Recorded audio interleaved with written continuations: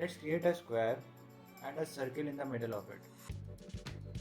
And by selecting both of them, make a compound path. Okay, so now when we have a compound path, we cannot move circle, as you can see. To move that, we can go to direct selection tool, and holding it for a long time we can select group selection tool. And when we click on circle, we can completely select full circle and move it around, and also resize it, as you can see. Here you can see our artwork is outside the artboard, but we don't want to work on like that dark background. Also, if we make our artboard adjustment, it will take a lot of time in making adjustment and everything. What we can do, we can simply click shift plus control plus H and make the artboard white. And now we can work on the white background. It is really time consuming to arrange all of our messy artboards manually, but we can actually arrange these with few clicks. Go to the document setup, and by pressing on the arrange all, we can arrange all of the artboards according to our requirement. This one is kind of a mirroring thing.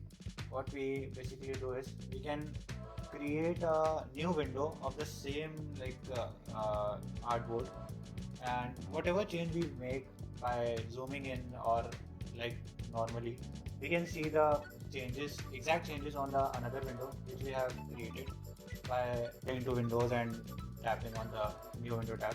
We can simply see that the changes we are doing on the zoomed in scale, and whatever we do changes, we can simply see on the right side of the window that what are the changes which are taking place of the icon. Okay, in this one we can actually apply the stroke around the object. So what we can do is we can go to appearance and apply a stroke. But when we apply a stroke on the object, it looks kind of stick to the object and it looks kind of weird.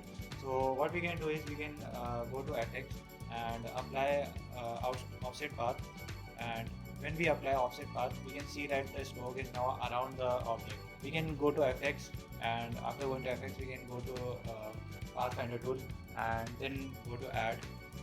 And when we press add, we can see that the overlapping lines are now connected, and we can simply type more and right. So basically when we work on some project for a long time and we want to like go back to some point, there's a stop when we press control plus Z too many times.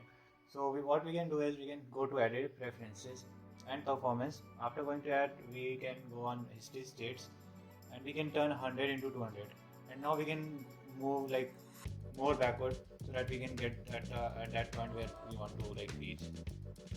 Okay, this one is for applying a color on a stroke of a shape. So whenever we try to like apply color on a stroke, when we use eyedropper tool, it simply applies on the full object. If we hold shift key together, we can simply apply the color to that stroke one. Okay, the last and the most playful trick is the mirror one. So if we like create a stray stroke vertically and going to the object and then repeat and mirror, we can create a mirror kind of things. So whenever we create like on the left side, it automatically get on the right side with the mirror feature. So yeah, that's the last trick. I hope you all like this video, and please don't forget to subscribe, and also please share.